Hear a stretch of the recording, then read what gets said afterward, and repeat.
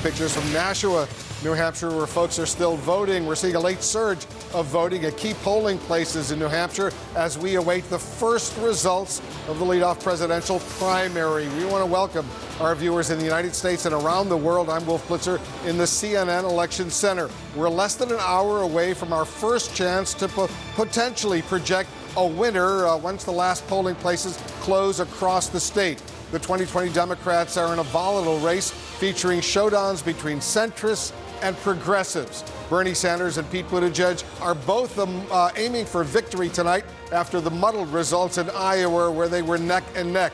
Joe Biden and Elizabeth Warren, they are eager to stem the momentum for Buttigieg and Sanders by raising the bar on their own performances. Amy Klobuchar may be a wild card in all of this as she tries to peel off moderate votes. The Democrats' fight to defeat President Trump and win back the White House will be shaped by what happens tonight. Jake, most polling places in New Hampshire are about to close. We'll start getting some numbers very soon. That's right, Wolf. And as we wait for the first votes, let's check in with our correspondents inside the candidates' headquarters. First, we're going to go to Jessica Dean. She's at Biden headquarters in Nashua. And Jessica, Vice President Biden has already left. He's flying to a different state. Right. He's not even in the state. Right. He's not going to be in the state of New Hampshire when the polls close, Jake. He was already en route to the airport before polls closed here in New Hampshire. I've got an empty ballroom here behind me. To be fair, the doors haven't opened yet, but certainly tells you all you need to know in terms of expectations from the Biden campaign and the fact that he is not here and won't be in this ballroom tonight, but will instead be appearing via video. We know that his sister has been dispatched to talk to the crowd that gathers here. But instead, the campaign looking very much to South Carolina, to where he has that swell of African-American support. They've considered it his firewall. And again, super telling tonight, Jake, that he will not be in the state of New Hampshire when the polls close. All right, Jessica Dean at Biden headquarters in Nashville. Let's go now to Klobuchar headquarters, where we find Kyung La. And Kyung, Klobuchar, the senator from Minnesota, seems to be riding some momentum based on her performance in the debate. What is her message this evening? Well, she's being quite cautious. This campaign is saying, look, we want to finish in the top four, that they are feeling very good about their chances to reach that top four. But I want to turn to some of the actions that we're seeing out of this campaign, which I find quite significant. This is a scrappy campaign that has really just focused on the here and now because they haven't had much infrastructure. We are seeing a shift. The campaign just announced that they have placed a 7-figure ad buy in the state of Nevada. 30-second ads that will run in Las Vegas and Reno. That is the next state. The campaign also saying that they are going to plan on some Super Tuesday swing visits, visiting these various states to include California. A campaign that finally is planning for the future, which should inform us about how they feel they will do today in New Hampshire. How did this all turn? It was the debate. The debate, this campaign says, shifted things here in New Hampshire. They had 3,000 volunteer shifts suddenly sign up. They are feeling a shift on the ground. They are hoping, Jake, that it will spell some good times tonight and into the next state. Jake? All right, Kyung La with the headquarters, Senator Amy Klobuchar. Let's go now to Sanders' headquarters, where we find Ryan Nobles. And Ryan, Sanders totally destroyed 4 years ago. 4 years ago, he won the New Hampshire primary by more than 20 points. They are expecting, Sanders' campaign officials, a much tighter race tonight.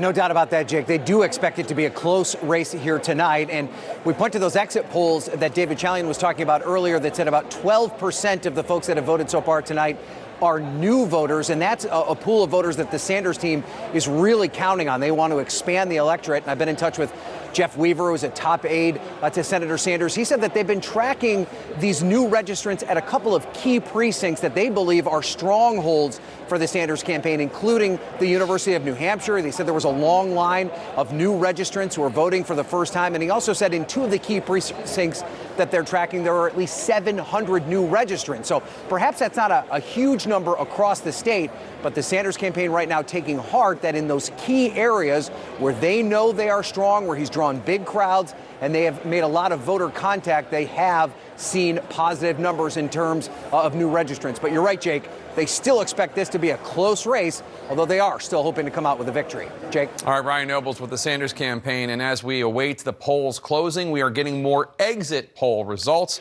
David Chalian has those for us. That's right, Jake. These are some of the big findings out of the exit poll. You know, interviews we did with voters as they're leaving their polling places today. These are still early numbers, and they will change as the evening goes on. But it tells us who showed up and what was on their mind. And what is the animating force in this race? It's Donald Trump. Take a look here. We asked people, what are your feelings about the Trump administration? 81% of New Hampshire Democratic primary voters say they are angry. That's their feeling about the Trump administration. We also asked the question we've been tracking all election season long. Are you looking for someone who agrees with you on the issues, or are you looking for someone to defeat Donald Trump? Overwhelmingly, Democrats in New Hampshire today, 62% of them say they are looking for a Trump defeater, more than the 34% saying, I am looking for someone who agrees with me on the issues. I also want to show you the ideological makeup of the electorate, and I think it's significant here. 21% of those voting today say they're very liberal. That's down 5 points from 4 years ago. And look at the moderate number. 36% say they're moderate. That's up 9 points from 4 years ago. So ideologically, this electorate, at least according to these early numbers, and we'll see as the vote comes in and we get more exit poll information, but at this early look, Jake, this looks to be a bit more moderate of an electorate than it was 4 years ago. And finally, the issue that mattered most to voters, well, just like it was in Iowa last week, it's healthcare. 37% say healthcare, 28% say climate change, followed by income inequality and foreign policy. Jake? All right, David Chalian, thanks so much. And Dana, you know, it's fascinating. First of all, the idea that you have more moderate voters voting in the New Hampshire primary this time than 4 years ago, and fewer very liberal. But no matter what, 81% of them are angry with President Trump. Angry. So angry. And the question that even they have had trouble answering, both as evidenced by this poll, but also just anecdotally by myself and our colleagues who have been up in New Hampshire talking to them, is they're not sure how to channel that anger. Obviously, they want the person who's going to beat Donald Trump, but they don't know who that is. And it's been really interesting to talk to voters. Our Abby Phillip was mentioning this, and I found this too.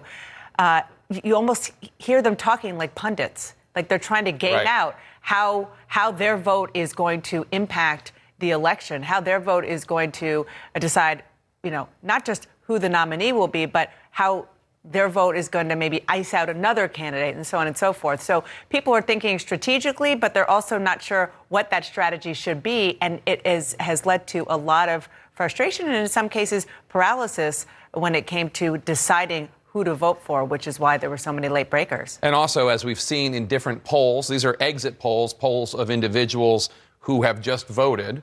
But as we've seen in polls, telephone polls, 62% say that it is more important that the candidate they vote for beat President Trump than that they agree with the person by almost a 2-to-1 margin. That's right. And again, okay, so they know that that is the goal, but how do they get there?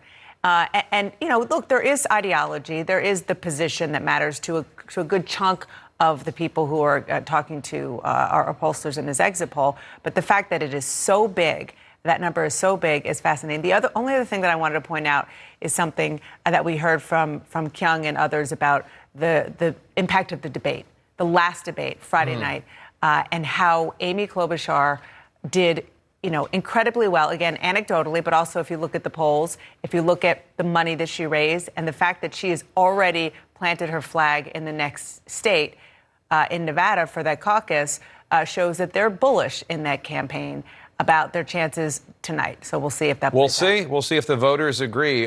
Wolf, you're at the magic wall. What do you got? All right, I got John King over here, and we're going to have a night that we're going to be going through a lot of the numbers. These numbers will be misleading. Only a couple dozen or so people voted around midnight last night. My first time using my friend here was 12 years ago. Obama-Clinton, 2008 New Hampshire primary was a fun late night, a close race. So we'll see how this one plays out. What are we going to watch for? You see some of the early votes here from the small towns that vote after midnight. They're on the map. We have some votes counted already. That's encouraging. I'll just leave it at that. As we go through, what are we looking for tonight? Bernie Sanders is the favorite. The reason he is a favorite is because of this, a blowout.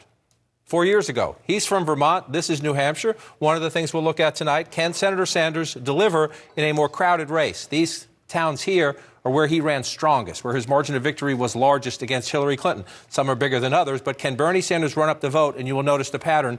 He did very well close to home, along the border with Vermont. We want to watch that. Another thing we'll watch, I'll turn that off and come back to 2020 here, the Bernie Sanders vote. I'm going to stretch this out a little bit. Where does it come from? Well, we're going to check some college towns. The University of New Hampshire is here in Durham. We'll want to see, is Sanders running it up there? Younger voters coming out for him, or Senator Warren, maybe Mayor Buttigieg, are they cutting it over there? You come over here to the bottom corner, Keene State is here. Again, college town where Senator Sanders hopes to run it up and hopes to get big turnout from young people. Is that happening? We'll know that as those results come in.